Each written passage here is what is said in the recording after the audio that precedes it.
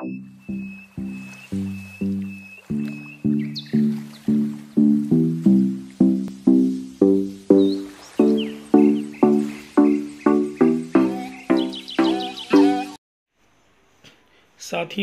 DRMPS Faridpur के YouTube channel में आपका स्वागत है। Lesson 2 English class 7 a gift of chappals की हिंदी में समरी आप तक पहुंचाने का प्रयास कर रहे हैं। ध्यानपूर्वक सुने और समझें। मृदु रुक्मणी के घर जाती है। मृदु एक युवा लड़की है जो चेन्नई में अपने दादा तापी के साथ रहती है, दादा और दादी के साथ। ठीक है। एक बार दोपहर में तापी के साथ मृदु अपनी चाची रुक्मणी के घर जाती है। वहाँ वह अपने चचेरे भाई बहन लल्ली, रवि तथा मीना से मिलती है। रुक्मणी के घर पर मृदु को देखकर सभी खुश होते हैं। रवि मृदु को घर के पिछवाड़े में ले गया, जहाँ पर एक कड़वे वेर की घनी झाड़ियाँ थीं। एक फटे हुए फुटबॉल के अंदर वहाँ पर एक छोटी सी बिल्ली थी। वह छोटा सा जीव दूध पीने में बहुत व्यस्त था, जो एक नारियल के आधे छिलके में रखा गया था। बिल्ली मीना ने मृदु को बताया कि उसे यह बिल्ली सुबह के समय घर के बाहर ही मिली थी, पर उन लोगों को ये बात गुप्त रखनी थी, नहीं तो दादी घर से तुरंत चली जाती। रवि इस बात से दुखी था कि बड़े लोग जानवरों पर दया दिखाने की सीख देते हैं, पर जब वह ऐसा करना चाहता था तो बड़े लोग उस पर चिल्लाते और बिल्ली को एक गंदा जानवर कहते थे। उसकी दादी को तभी शक हो गया था जब वह रसोई घर से बिल्ली के लिए दूध लेकर जा रहा था, ये विश्वास दिलाने के लिए कि दूध वह अपने लिए ले जा रहा है। उसे आधे से ज़्यादा दूध स्वयं ही पीना पड़ा था। उसने मृदु को बताया कि उन लोगों ने बिल्ली का नाम महेंद्र रखा था। क्या नाम रखा है? महेंद्र। मृदु को यह नाम काफ़ी पसंद आया, क्योंकि ये नाम सच्चा सा लगता था और उन प्यारे नामों से बिल्कुल अलग था जो लोग इस प्रकार से जानवरों के लिए रखते थे। रवि ने आगे बताया कि इसका पूरा नाम महेंद्र वर्मा पल्लव पुनाई है, जिसे संक्षेप में MP पुनाई बोला जाएगा। बच्चों ध्यान से सुनिएगा। रवि ने मृदु को बताया कि उसने इसे ये नाम कैसे दिया था। उसने बताया कि इसके रोए से कहा जा सकता है कि ये उम्दा नस्ल की बिल्ली है तथा शेर के परिवार की करीबी है। ये शेर वैसा ही है जैसा पल्लव वंश के राजा अपने प्रतीक के तौर पर लगाया करते थे। इस पर मृदु खिलखिलाकर हंसी तो रवि थोड़ा उत्तेजित हो गया और उसे इतिहास के अपने ज्ञान को साबित करना पड़ा। क्या? क्रोच की आवाज़। रवि अपनी बिल्ली से जुड़ी हुई महत्वपूर्ण घोषणाएं कर ही रहा था कि तभी उसे एक अजीब सी आवाज़ क्रीच सुनाई दी। क्रीच आवाज़, ये आवाज़ जैसे किसी तरफ से आई थी और बिल्ली वगैरह घर में आ जाती तो तब महेंद्र भी डर गया। महेंद्र मीन्स बिल्ली का नाम रखा गया, बिल्ली का नाम था। डर की वजह से महेंद्र उछलकर एक थाली पर चढ़ गया, जिसमें लाल मिर्च धूप में सुखाने के लिए रखी गई थी। क्रीच की आवाज़ के जारी रहने पर मृदु ने पूछा कि ये क्या है। रवि ने उसे बताया कि लल्ली वायलिन बजाना सीख रही है और ये आवाज़ वहीं से आ रही है।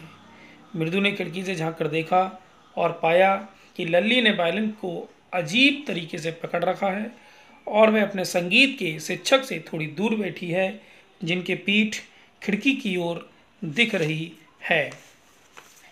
शिक्षक के सिर पर कुछ ही काले बाल बचे थे, जिनमें तेल लगा हुआ था और वह कानों तक लंबे थे। गले में सोने का हार तथा हाथ की उंगली में एक अंगूठी भी थी। उनके पांव का अंगूठा बड़ा था और वे इसे जमीन पर धीरे धीरे पटक रहे थे। शिक्षक वायलिन पर बड़ी आसानी से धुन बजा रहे थे, जबकि लल्ली धुन बजाने के लिए संघर्ष कर रही थी। शिक्षक के गाने मधुरता से भरे हुए थे और लल्ली हर बार धुन सही नहीं बजा पा रही थी।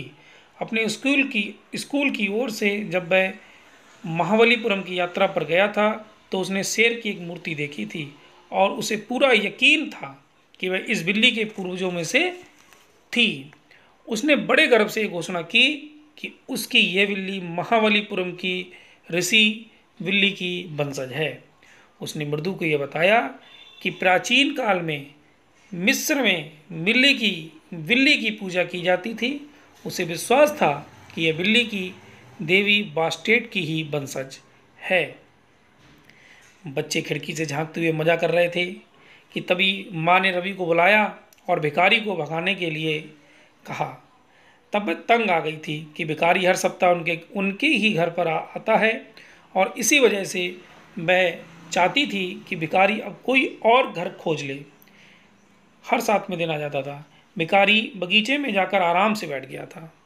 वह नीम के एक पेड़ के सहारे बैठा हुआ था। उसने अपने कपड़े को बिछा कर रखा था। वह झपकी लेने ही वाला था कि उसने रवि को उसे वहाँ से जाने को कहते हुए सुना। ये सुनकर वह आश्चर्य में पड़ गया तथा उसने उसी वक्त घर की मालकिन से मिलना चाहा। चिड़ी हुई रुक्मिणी ने रवि से कहा कि रसोई घर में खाने के लिए कुछ भी नहीं है तथा भिखारी को यहाँ दोबारा कभी न आने को कहा। उनकी आवाज़ इतनी तेज़ थी कि रवि को वे शब्द भिखारी को बोलने की ज़रूरत नहीं पड़ी। भिखारी ने उन्हें बताया कि वह इस जगह पर थोड़ा आराम करके फिर वहाँ से चला जाएगा। बाहर बहुत तेज़ गर्मी है और उसके पैरों में फफोले हो गए हैं। ये सब देखकर बच्चे को बहुत अफसोस हुआ और उन्होंने उसे एक जोड़ी चप्पल उपहार स्वरूप देने का निर्णय किया। मृदु को ध्यान था कि जब वह रवि के घर आई थी तो उसे घर के बाहर भूरे रंग की एक जोड़ी पुरानी चप्पल दिखी थी। उसने रवि से पूछा कि यह चप्पल किसकी हैं। रवि ने वे चप्पल उठाकर उस भिखारी को दे दी और उसे दोबारा यहाँ पर न आने को कहा।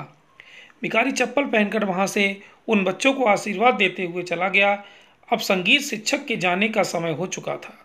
वह अपनी चप्पल खोज रहा था। उन्होंने लल्ली को बुलाया और सभी मिलकर उसकी चप्पल को खोजने में लग गए, पर चप्पल कहीं भी नहीं मिली। लल्ली ने रुक्मिणी को बताया तो उन्होंने बच्चों से पूछा कि क्या उन्होंने यहाँ से किसी को चप्पल उठाते हुए देखा है।